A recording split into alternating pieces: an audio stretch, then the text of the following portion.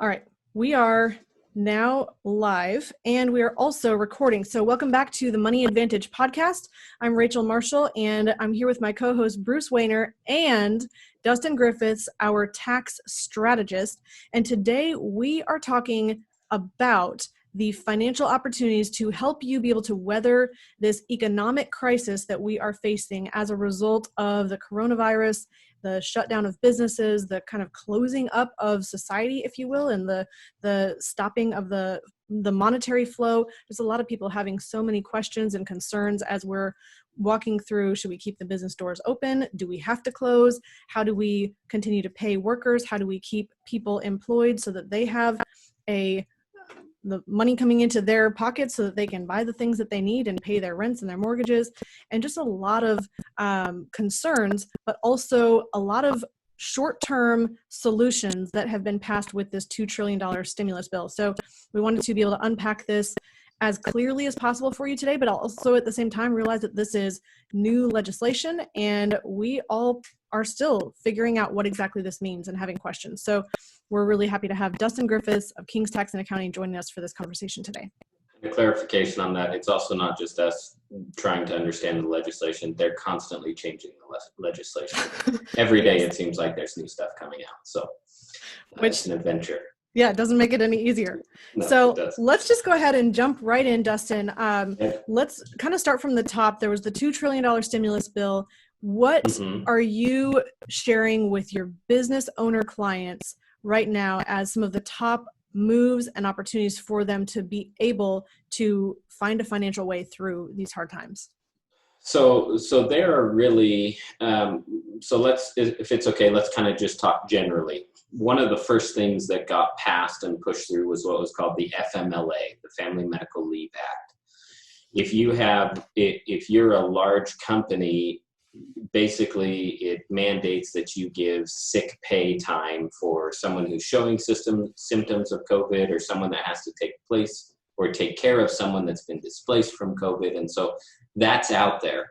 A lot of the companies that I work with are going to be small businesses and not even getting towards the edge of the small business limits. They're going to be 1 to 15 employee shops. And so those businesses aren't subject to the FMLA.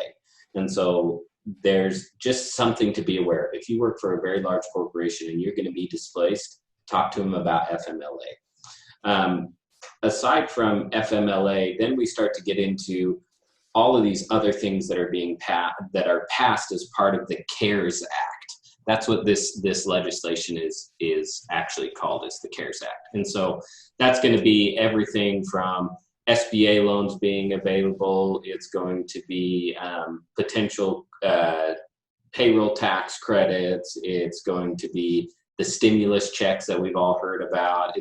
There's going to be lots of things that are involved in there. And my thoughts that I'm sharing with my clients are, if you're going to be able to qualify for something, you should go at least apply for it.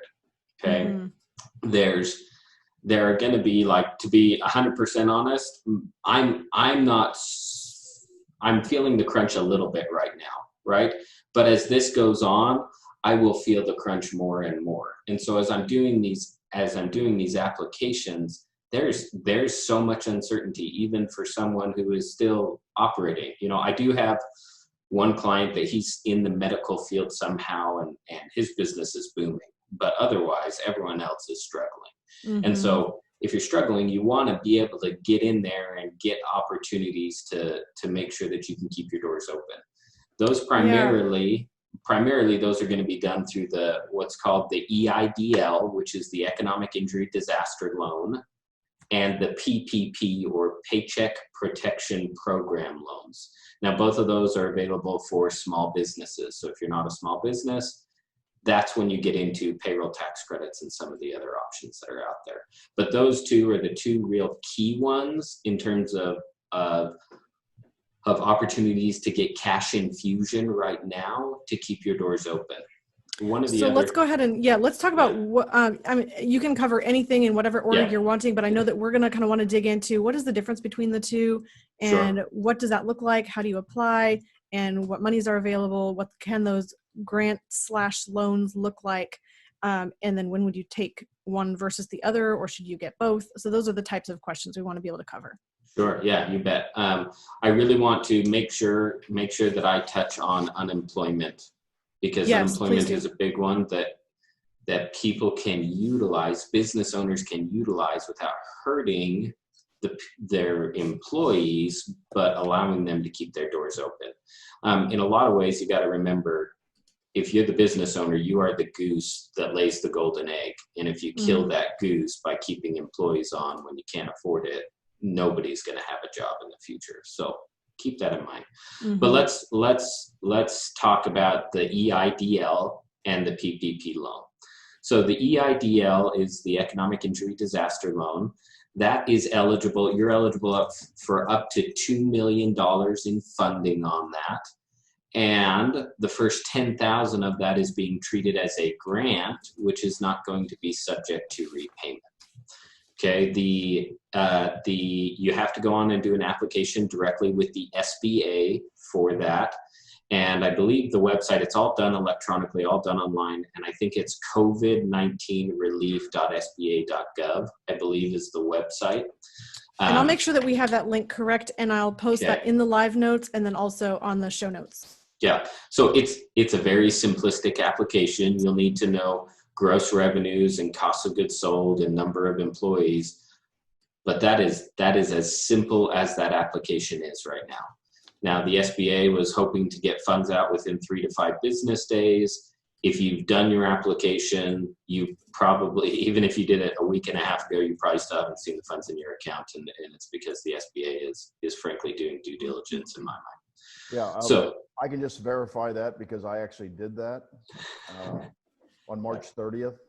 And we're on April 8th right now. So was March 30th. Yeah, I actually did mine on March 30th as well, and don't have any funds yet, which is fine. So what's ended up? Go ahead. I did. I mean, obviously, like you said, you don't know what's going to come up, but I did it mainly so I could go through the process for my business owners. Mm-hmm. Process. And we did as well. And then it was interesting that, so the EIDL, as we're talking about here, that originally it seemed like the guidance was go ahead and get it, establish working capital so you have access to cash and funds that you can get the grant portion even if you don't get the loan. And then I did understand later on that you do have to economically qualify for it, that you have to have a 50% reduction in your revenue based on the shutdown. You have to have some economic injury based on last year's quarter comparative in order to qualify. Is that correct? That's going to be for the much larger amounts and for other SBA avenues. Okay. So if you're trying to get the $2 million on the EIDL, you have to be able to provide and prove some of those things. 50% reduction this quarter over the same quarter last year is what they're going to be looking for. So would you recommend then for anyone to go ahead and apply for the EIDL, the 10,000 grant portion? I would still. Now, interestingly enough, as the SBA finalized the application for the PPP loan, it actually asks you on that application to add in your EIDL loan info, or what you're looking for from the EIDL loan. So the SBA, I think, as in that week where they were starting to accept EIDL applications, before they had released the PPP loan application, I think they just realized they were so inundated with applications that they just thought, we got to try to somehow consolidate this all together. And so on the SBA PPP loan application, which that loan is based solely on the amount of payroll paid. So if you have an entity that you're not paying payroll, you're not going to be able to qualify for any PPP loan. It just is how it goes. So Dustin, question on that I've heard some clarification. So just say for instance, I'm a business owner and I pay myself a small portion of payroll. The rest of my income comes over as K1 or a distribution. So correct. The PPP would only cover the portion that I'm paying myself in W-2 wages, correct? Correct. Yeah. The way that they've written it into the bill and the clarification and more interim final regulations have come out, is it is self-employment income that is going to be what they're looking at. And so if I have a lot of my clients that are S corporations, and they pay themselves a salary portion, and then they pay themselves owner draws. Self-employment income is money that we're paying Social Security and Medicare tax on. And so in that case, my owner draws aren't subject to the Social Security and Medicare tax. It's only that wage that I pay. If I'm a partnership, it's only the money that's going out to active partners that are being subjected to Social Security and Medicare tax. And for sole proprietors or independent contractors that file on a Schedule C, it's going to be that net income or profit number that gets subjected to the tax that is eligible for this PPP loan. Okay. But so what ends up happening is you take your average monthly payroll, or the amount that's subject to Social Security and Medicare tax, and you take a 12-month average of that. You get 2.5 times that amount as your PPP loan. Okay. Of that, 75% of that has to be used towards paying payroll. The other 25% can be used for business rents or leases, mortgage interest if you actually own your building, business and utilities for your business. Those items, if you use your PPP loan funds for those purposes, the legislation is currently written that at the end of an 8-week period, you can apply for forgiveness of the loan in the amount that you'd spent on those eligible expenses over the 8 weeks. So let me clarify here. So you can use it for mortgage, utilities, rent. Was there anything else? Was that mortgage interest only on this one, or the full mortgage? No, it's going to be interest only on okay, that so one. the mortgage interest and utilities or rent. Yes, correct. Those are the clear-cut answers that they have specifically given. Now, legislation might change and they might add more things in there, but right now, those are the primary things. Okay, and then so you can apply for the 8-week forgiveness on that portion if it's used for qualified expenses, correct? Correct. Right. So let's say I'm eligible for $20,000 on my PPP loan, and I use 16 of that for payroll, and then I use 3,000 of it for rent or utilities or other things. So I've used $19,000 of my loan for those qualified expenses.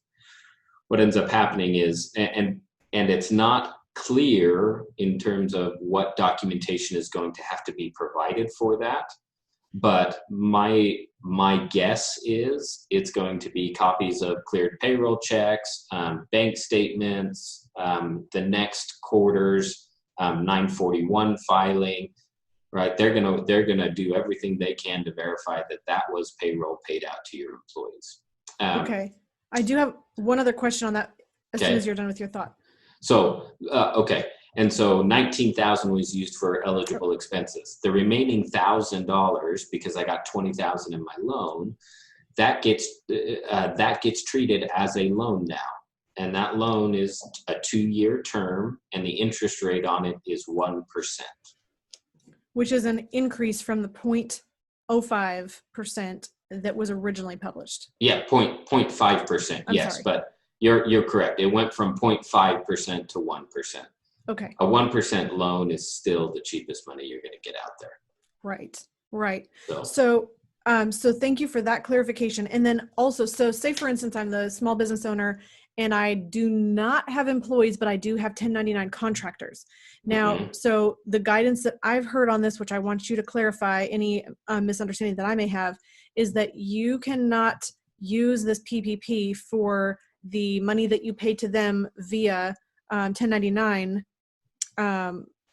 contractor pay, but they can apply for it for themselves. That's correct. The contractor payments do not count as a payroll cost for purposes of figuring out how much of a loan you can get, and they don't count towards the forgiveness portion if you make those payments. Because, like you mentioned, Rachel, they're eligible to go do a PPP application themselves, and those actually start this Friday. So, and can you clarify on that as well? So it seemed like the original guidance was last Friday it was supposed to open. It seemed like the banks were just inundated with information.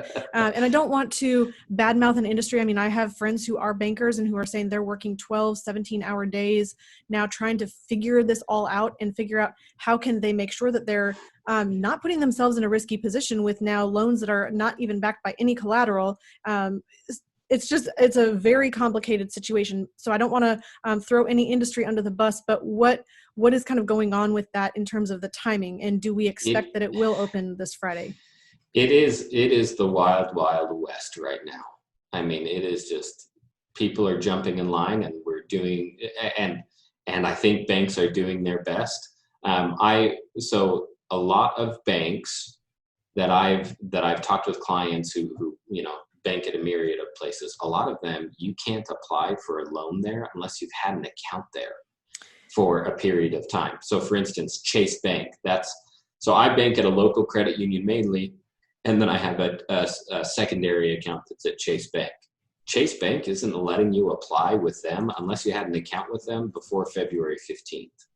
So you can't even, some of these big banks, another one, Wells Fargo Bank, they allocated $10 billion and they've already had applications to the extent that they are going to fill that amount. So they're not even taking applications anymore. So that's my concern. So if you're supposed to have a relationship with your business banker and apply just through your primary banking relationship. So what happens if you are in that position, say with Wells Fargo or a bank that isn't doing this and you have that money available? What do you do in that case? So in that case, you're going to go to smaller regional banks. Those banks are looking to garner up market share, right? And so they're going to have you they're going to force you to open an account with them and ask you to do certain things, but then you'll be eligible to apply with them. But again, those are going to be smaller regional banks that you're going to go to. And just to verify that is exactly what I did. Is it? I actually had a banking relationship as a resource. I do not normally bank there. Well, I shouldn't say I don't bank there. And yet I sought out his guidance and he said, yes, and this is something else I don't think is that important that we know, our audience knows, but he said that the SBA allows him to do loans for anybody within an hour and a half of their bank. So that must be another regulation that they're doing on these smaller banks. That very well could be, and that doesn't surprise me. So if you have any kind of banking relationship, I mean, go to them first, and then if not, again, there a lot of smaller regional banks are trying to gather up market share, and this is one of the ways that they're going to do it is by allowing people to open accounts with them right now and apply for the PPP loans through that.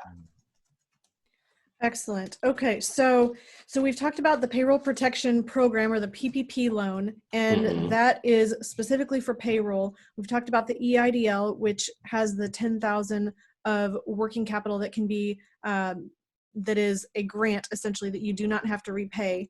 Yes, and real quick, because I had mentioned this, the newest SBA PPP application, it has you take your monthly payroll cost, multiply by 2.5, plus your EIDL net of any advance that you've already received.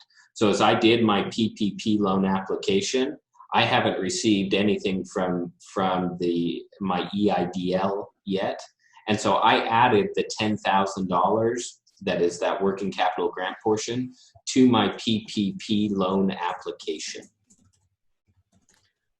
Which means that's going to reduce the amount that you would qualify for in the PPP, correct? No, so my PPP application is, imagine doing the PPP application exactly as only the PPP. You're just going to add whatever you would ordinarily get as your PPP loan. You're going to add $10,000 to capture that $10,000 grant effectively from the EIDL in addition. Okay. There are some additional stipulations that if you've received EIDL loans between January and February 15th, that reduces your ability to get some of these loans. So there are some additional regulations as you do the application with your bank. they will go through that with you, or they will be running those calculations on the back end for you. Okay. Excellent. So, go ahead. Sorry.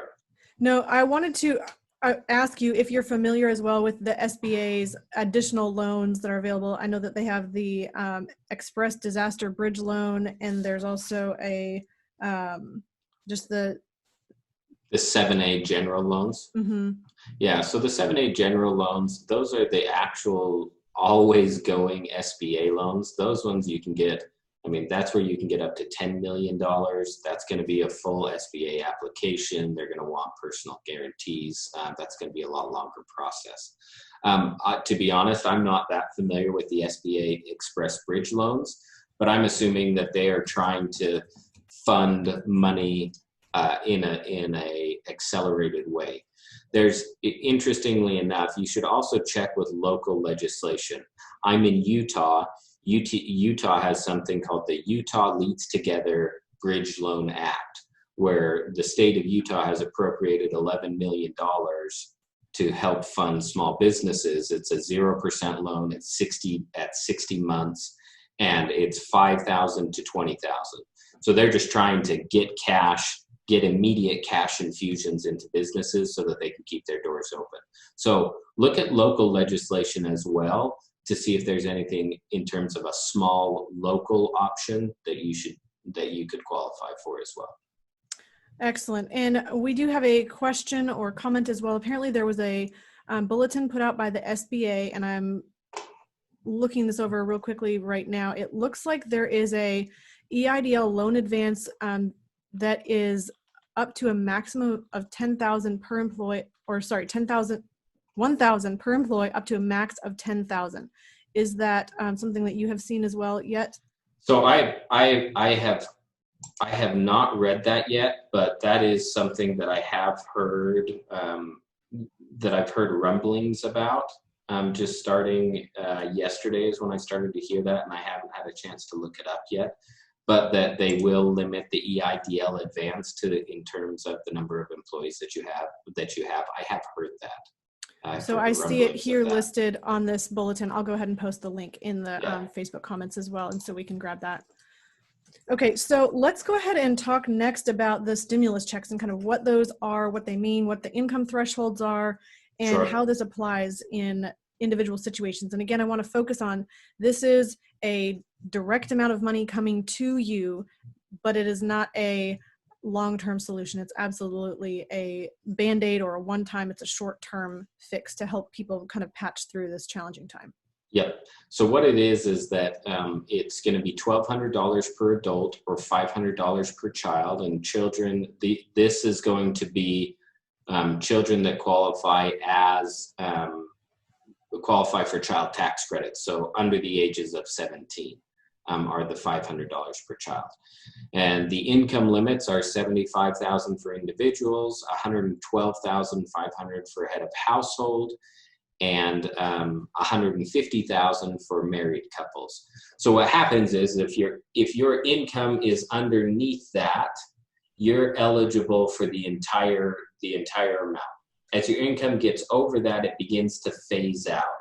And for a single person, I think the phase out is about $99,000. For a married couple, it's in the $190,000. So it's going to step down for you as you make more income, and once you're above the top end, you just don't qualify for it. Important piece of clarification: there are lots of people that claim children between the ages of 17 and as late as 24 if they're full-time students, and even further if the child isn't working or has other potential issues that allow them to be claimed as a dependent.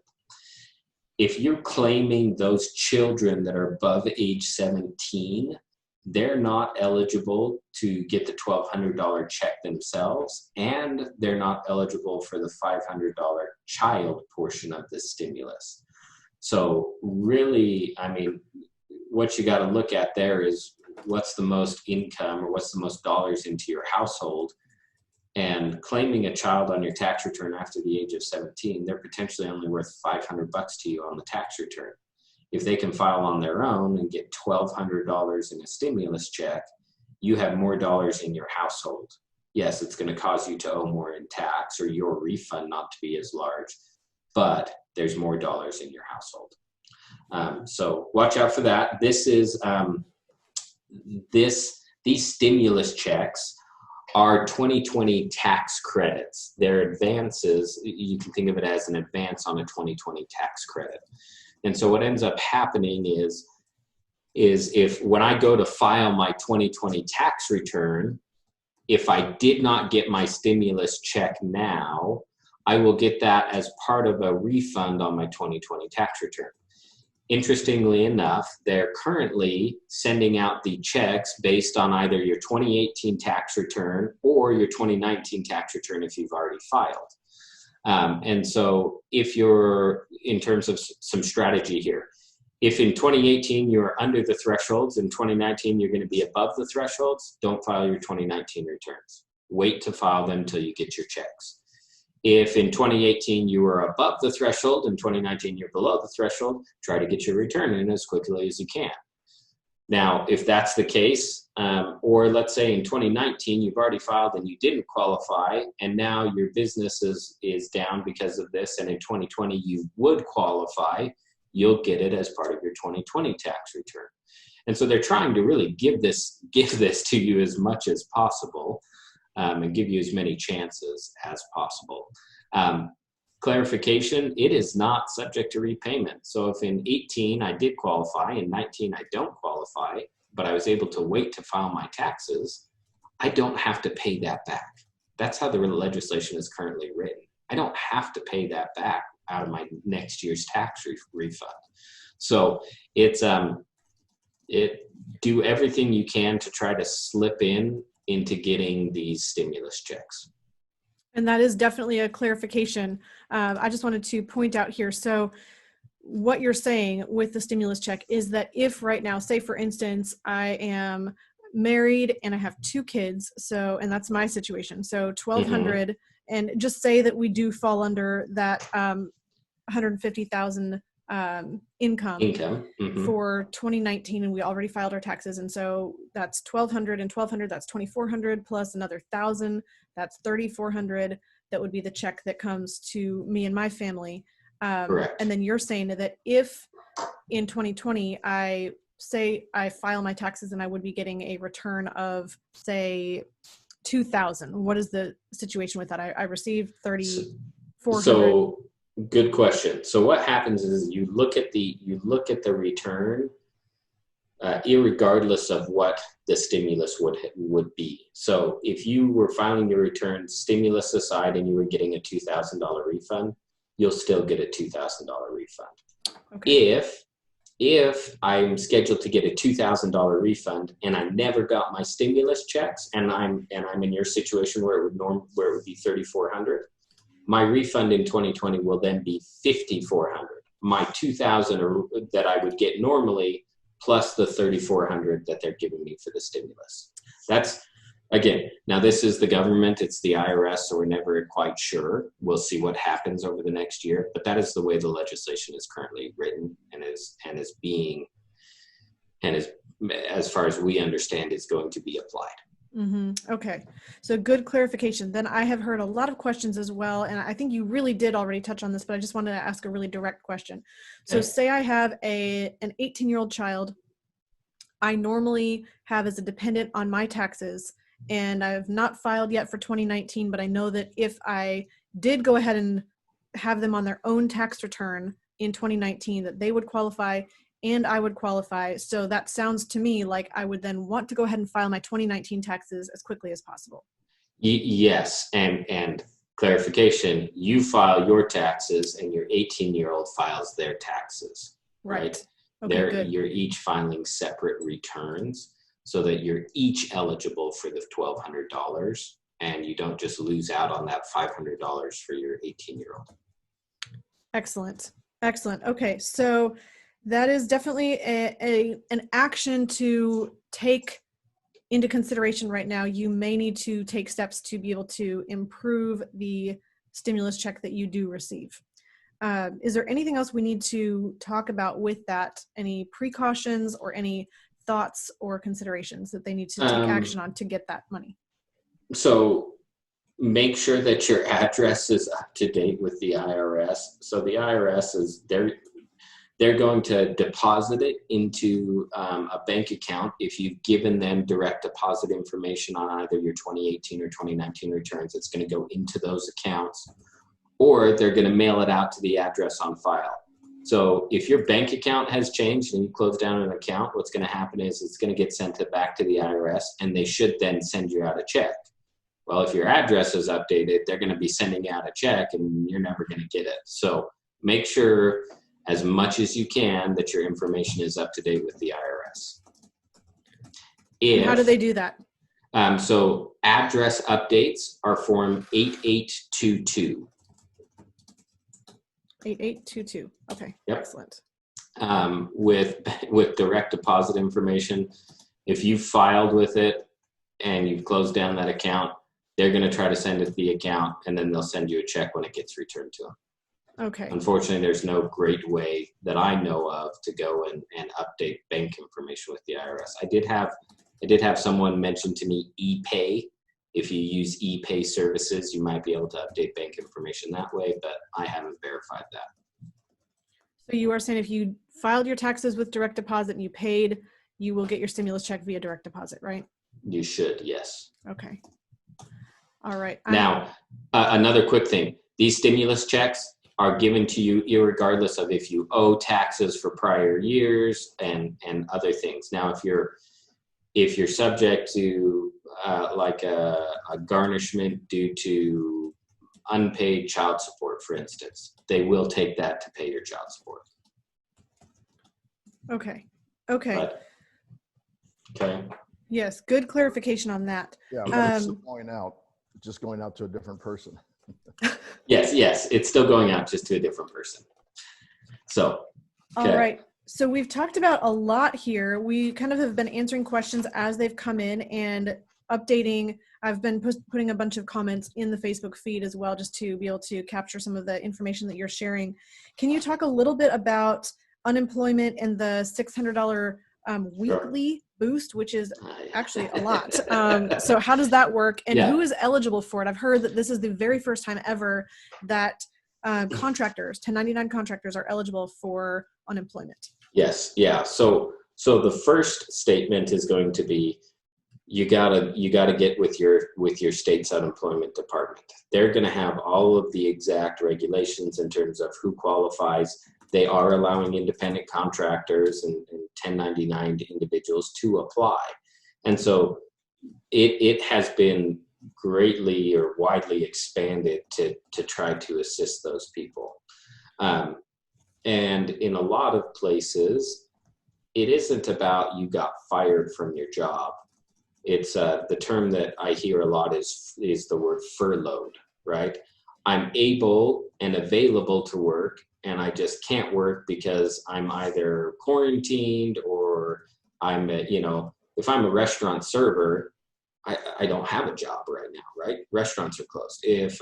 Right. And so there's going to be all these different options. But if I'm furloughed, I'm available, but I just can't work because I'm displaced, I'm still eligible to qualify. And so those people, you should definitely be filing for unemployment.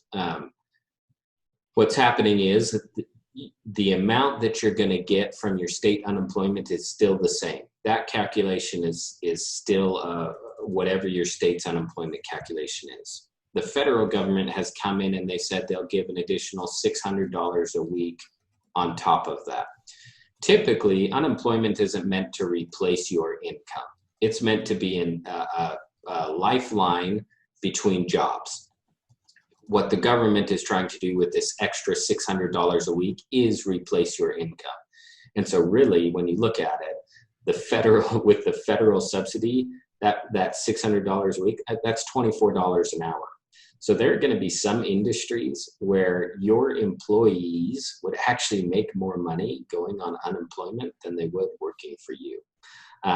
Now, all comments aside about philosophy of whether we like this or not. I mean, honestly, we could have an entire other podcast about should we be relying on the government for our income? Is this what kind of a society we want to be building? But all of that aside, this is just the facts of the bill, and it's what true. Can be possible for you. Yeah, I actually have family members that are in hotel management, and so they're actually having employees at their hotels ask to be furloughed because they can go make more money on unemployment than they can working. And so generally kind of, we had talked earlier about don't kill the goose that lays the golden egg. If you have multiple employees and you're trying to keep them employed just part-time to try to continue to give them something, you're actually hurting them, right? Consolidate down as much as you can. If I have 2 employees working 20 hours a week, it's going to be better if I have one employee working 40 hours a week and the other employee goes and gets unemployment, because their unemployment is probably going to be making more than they're making working 20 hours a week for you. So you're not going to hurt your employee. Yeah, it's not a fun conversation to say, hey, I need to furlough you. But if they're only working part-time for you anyways, that's maybe keeping them from being able to go and get unemployment. Mm-hmm. Let them go get full unemployment and be close to getting what their normal wage would be. Right. And it's not causing you any harm Mm-hmm. because it's not dollars out of your pocket. You're still keeping jobs open as much as possible, and it allows you to then really do the best across the board. I've had conversations with clients where, like, I had one where I was talking with the employer, my client, and she said, you know what, let me get my employee on the phone. And I was like, and so she three-way called her employee, and we had this conversation for 20 minutes. Like, okay, my client can keep paying you at 20 hours a week at $15 an hour, or $18 an hour. If we furlough you, you can go get regular state unemployment plus $600 a week. You're actually going to make more money doing that. We want to keep you around, but it just financially doesn't make sense. Which so my mom is in this particular situation. So we're in an industry that I don't know state by state. There's just so many different situations. Mm-hmm. So she works in the optician industry. She's in a new role. So it's like relatively short, I don't know, a month or something in this new job. So in a case where somebody says, okay, we could go ahead and close down the doors, maybe a dentist or a optician or orthodontist, or I'm just thinking specifically of the medical profession where maybe they're not specifically fighting COVID on the front lines, but they're in the medical profession right now. So they're saying, well, either we close the doors because we have to and we've been shut down by the government. And then now we're saying, well, there's the opportunity to be able to get this PPP if we're paying our employees, but we can't be open. So can they pay their employees but not have them come to work? Is that? Sure. I mean, and if that's the case, I mean, don't do that, right? The most logical thing now is if you're going to be able to get this PPP loan and continue to fund employee wages, find things for them to do. Restructure processes, clean up paperwork, right? There are always things you can have employees helping you with to improve your business that maybe in the day-to-day, in the weeds every day, you just don't have the time to do some of these things. Now is a great time to do that. Good. Now is a really good time to do that. And if somebody was a new hire, can they still apply for unemployment or not? You're going to have to check your state regulations on that. Okay. And every state's going to be different. There are some states like California, their maximum state unemployment, I think, is about $500 to $600 a month. And so or a week, excuse me. So someone can get $500 a week from the state and $600 a week from the Fed, excuse me. So $1,100 a week. They're making $4,400 a month. That's $53,000 a year. I mean, that's pretty good for unemployment, frankly. And at the same time, cost of living in California is much higher than many other states. Right. But at the same time, I mean, Absolutely. And thank you for sharing the math on that. Yeah. In Utah, where the maximum is about 500 a week. So somebody can make almost 55,000 a year on unemployment in Utah. I mean, that's frankly a nice living here. Sure. Because of because of the cost of living. So we've got 6 more minutes. We've been answering questions as they've come in. I don't think I have missed any questions, but I am not watching all of the live feeds, so I can check those in just a second. 2 things I do want to mention, actually 3, and I don't know if we have time to dig deep on any of them. One is, and Bruce, you may want to comment on this, if somebody has money in a 401k or a SEP IRA or a 403b or an IRA, these are qualified plans where you are not paying tax on the money that you put in today. There are changes in your accessibility to those funds. And so if you have money there, I can just say this real briefly, and then Bruce, if you want to comment on that, normally you can distribute, actually, I don't know how much you can normally distribute, but I know you can now distribute 100,000 from those qualified plans. You also will have no 10% penalty, which you normally have for accessing those monies early. And then also you have 3 years to repay the taxes on those qualified plans. That is if you're withdrawing the money. So if you did find a reason to say, hey, I want to pull my money out right now, put that over into some place that's safe that I can access even more, or I need to use that money to live on right now. I do know that there's some hardship requirements on that as well. So you'll need to talk to your employer about hardship requirements, but then you could turn that into a loan that you just repay as well and not have tax due on that. Bruce, is there anything else you want to add to that with qualified plans right now? Oh, Bruce, we're not hearing you. I had some feedback on outside, so I muted myself. Oh, that's fine.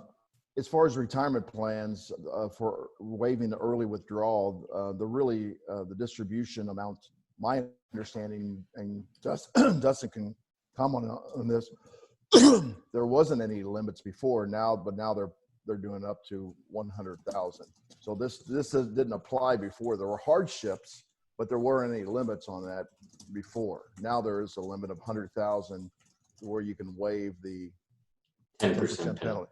And the 401k loans normally are 50,000 or 50% of the balance, and now they're going up to 100,000 for the 401k loan. And you are correct. My understanding of this is that you do have to show hardship from the virus to take the money out.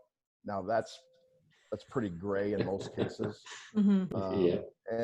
And there are also other things you can consider in the securities world right now is if your income is down but not completely down, it might be a great time to do a Roth conversion because your accounts are probably down, and this is really important for if your 401k or IRA accounts are down and your income is down. This would be a great time to do a Roth conversion. And we don't have time to get into that, but really what you're doing is you're going to go ahead and pay your taxes now. And then over a 3-year period.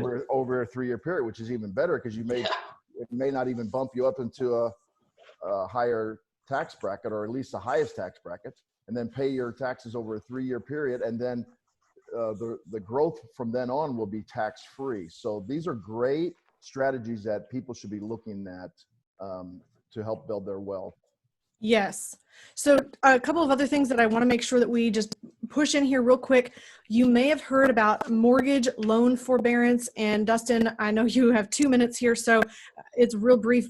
One thing I would caution you is do not just stop paying your mortgage. In any case, make sure you understand, you talk to your bank. I do know that there can be balloon payments after where your full loan is due on certain loans. You also can have, if maybe you stop paying your loan for 3 months, you might have that full balance due on the 4th month. So Correct. Make sure you're not shooting yourself in the foot.